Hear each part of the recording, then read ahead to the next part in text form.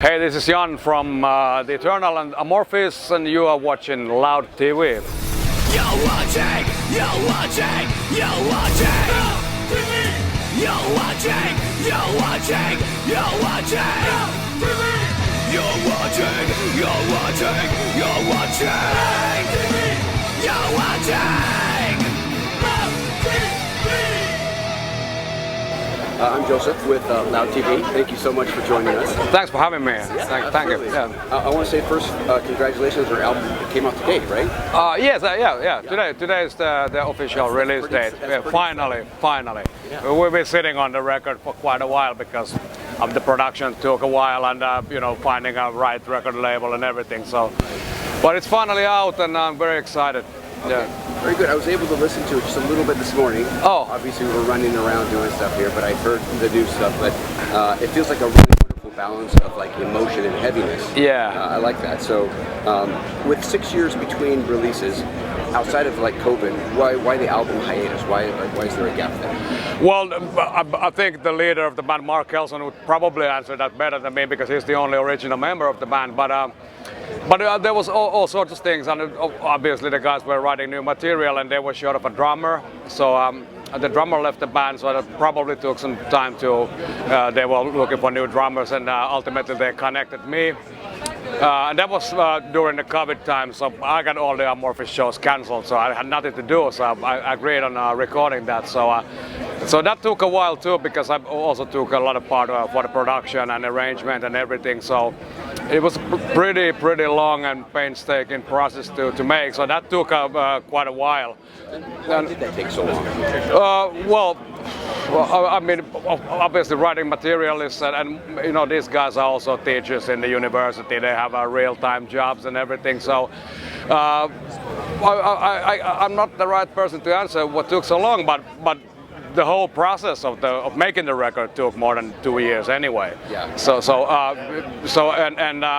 The bass player also left the band during the recordings, so then we have to look for a new bass player. So we got Niklas, who's my longtime friend from Amorphis, and so we got Niklas involved, and also searching for a new bass player and getting bass tracks done and everything. And the whole production took quite a while too, like a couple of years, and then we've been sitting on that record for more than a year, to finalize the album covers and everything, and then finding a record label. So, but it's finally here, and yeah.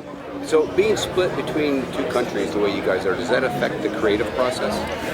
Well, fairly little, to be honest. I mean, yeah, modern digital studio technology is pretty awesome these days, and we use the same software so we can bounce back files. But Mark was in my studio in Helsinki when we mixed the record, so there was a lot of creativity involved in that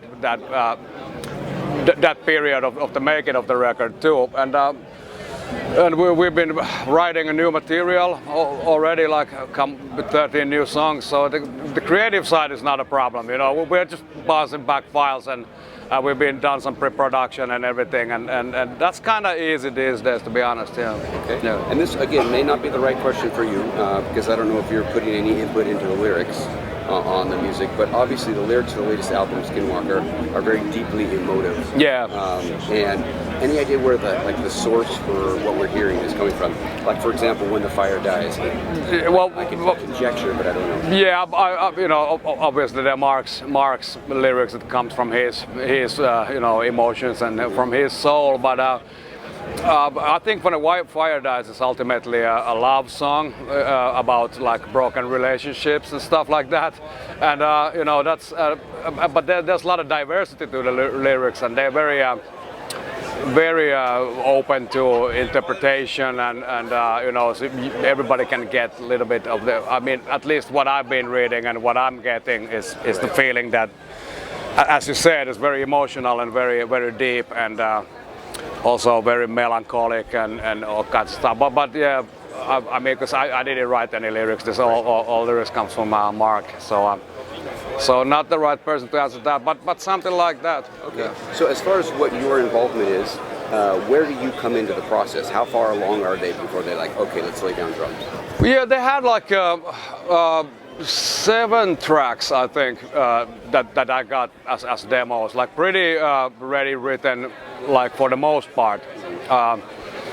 And then I started recording, and I came up with all sorts of ideas for arrangement and production and stuff like that, and you know, to sort of put my fingerprint on it, and a lot of like tempo curves, and that we cut or extended some parts and stuff like that during when I was recording. So I was involved in the arrangement mostly. The music was pretty much written with lyrics and with vocals. They wouldn't go back and change anything after you put down what you did?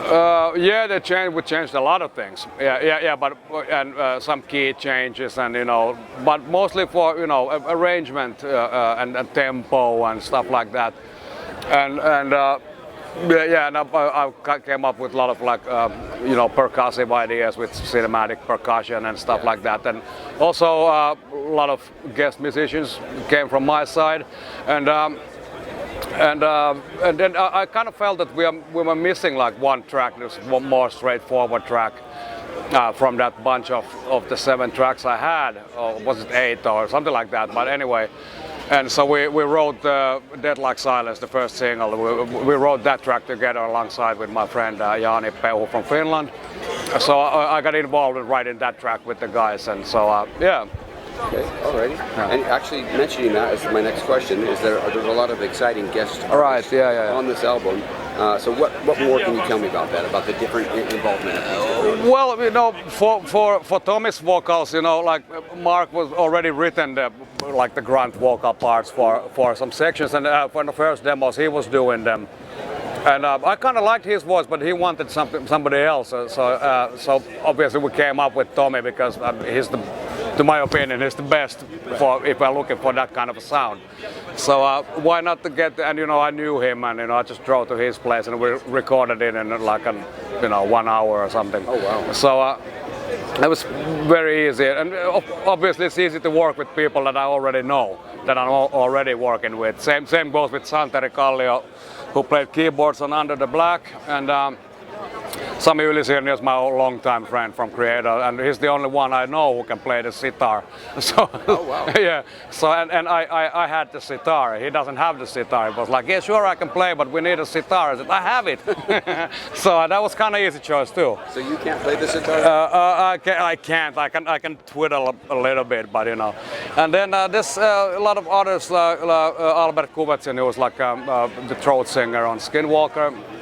We knew him already from the Amorphis Queen of Time record sessions. We used him, his voice with the track The Bee, and so I kind of felt that it needs something hypnotic like that. So that was kind of obvious choice because I knew him already, and was easy to get. And his amazing voice, like it's so like.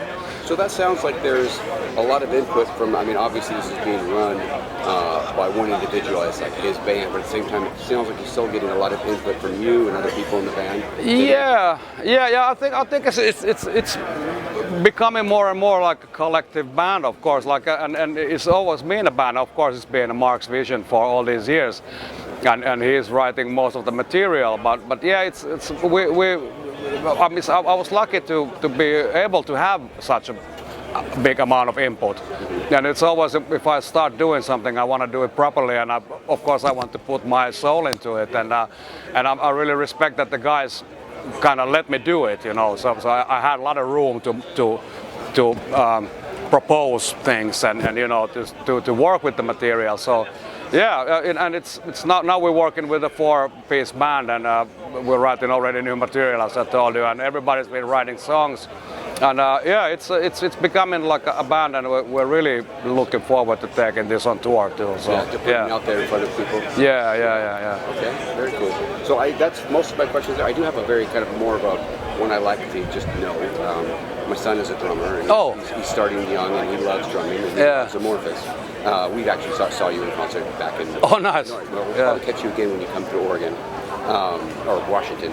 But I'm always curious as to what gets people started. What got you started drumming when you were younger?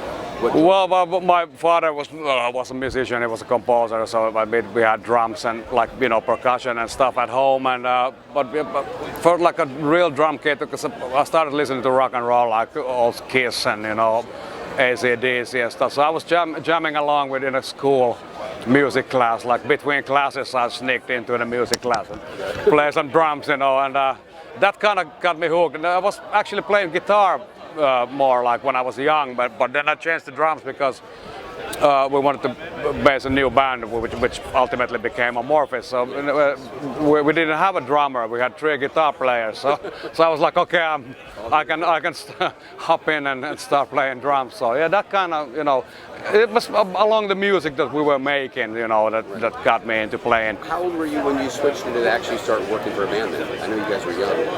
Yeah, we had all sorts of bands since we were 11 years old. Like we played in our like a suburban basements, and we had shows there for €1 ticket, and you know, like free juice and stuff like that, you know. And yeah, but we had several bands with already with Tommy, the guitar player from Amorphis, and we've been playing together ever since we were little kids. So yeah, so you've known this guy forever. Yeah.